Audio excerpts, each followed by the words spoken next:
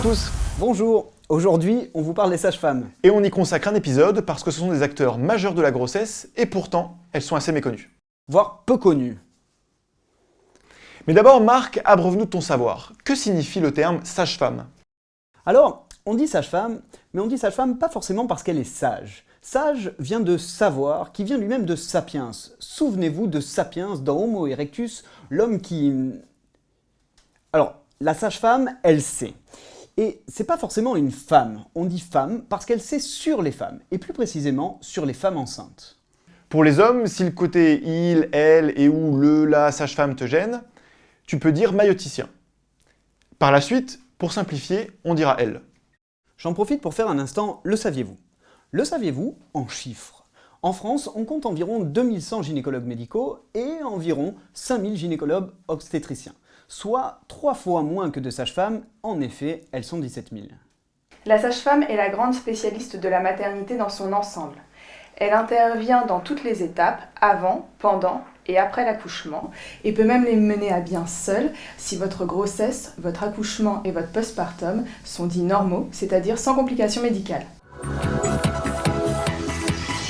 Commençons par le prénatal, soit avant l'accouchement. Je vais même démarrer avec le avant-grossesse. En effet, pour pallier au manque de gynéco, la sage-femme peut assurer votre suivi gynécologique avant même que vous soyez enceinte. Pour les femmes enceintes, la sage-femme fait partie des professions de santé à même de réaliser le suivi de grossesse tant que la grossesse est physiologique, c'est-à-dire normale. Pour rappel, le suivi de grossesse, c'est 7 rendez-vous prénataux, dont le premier est très important et permet notamment de bien dater votre grossesse. Ce qui permet d'éviter les erreurs de calcul et les doutes infondés sur la paternité. Je suis ton père. Et de récupérer tous les éléments nécessaires à votre déclaration de grossesse. Pendant ce suivi, elle remplit les documents administratifs dont vous avez besoin.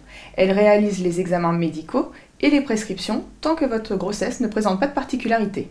S'il y avait un risque, elle est capable de l'identifier et de vous réorienter vers le gynécologue obstétricien qui est lui le spécialiste des aspects pathologiques et médicaux de la grossesse et de l'accouchement.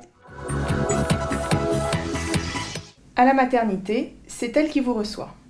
En salle d'accouchement, si aucune pathologie n'intervient, c'est elle qui supervise, vous coach, vous aide à pousser et accueille votre bébé.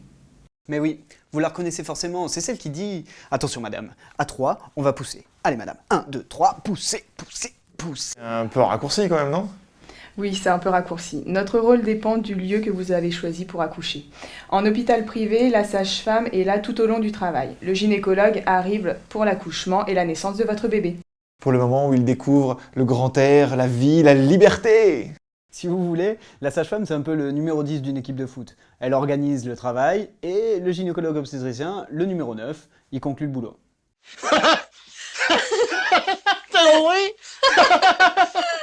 En hôpital public, la sage-femme peut tout faire, du suivi du travail jusqu'à l'accouchement.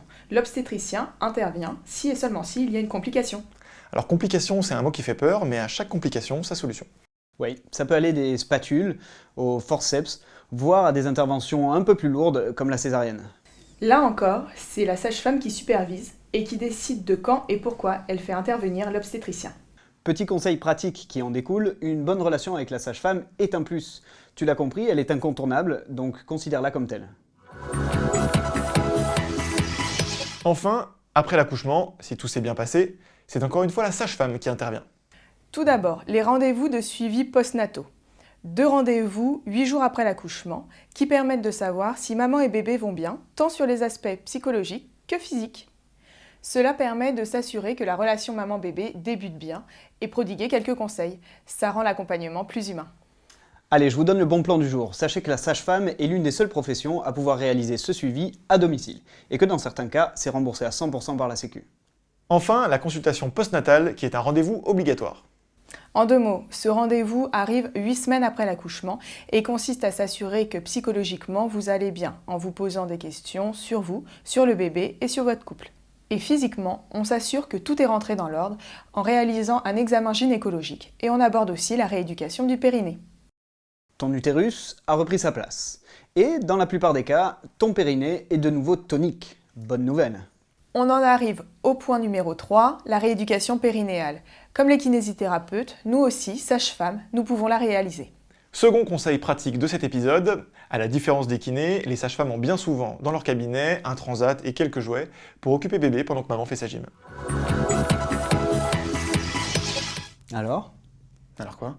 on se dit quoi sur les sages-femmes? Les sages-femmes sont incontournables et présentent 3 atouts majeurs par rapport à leurs confrères. 1. Elles interviennent avant, pendant, après l'accouchement. 2. Elles assurent un suivi psychologique, humain, là où les autres n'ont pas forcément ni la formation, ni le temps pour. Et 3. Elles sont plus nombreuses. Ah, tu vois qu'il était utile mon petit « le saviez-vous » en chiffres. Allez, on vous embrasse, on vous kiffe. Je t'embrasse, n'essaye pas d'être parfaite, fais juste de ton mieux. Et merci aux sages-femmes pour le financement de cet épisode. Je déconne.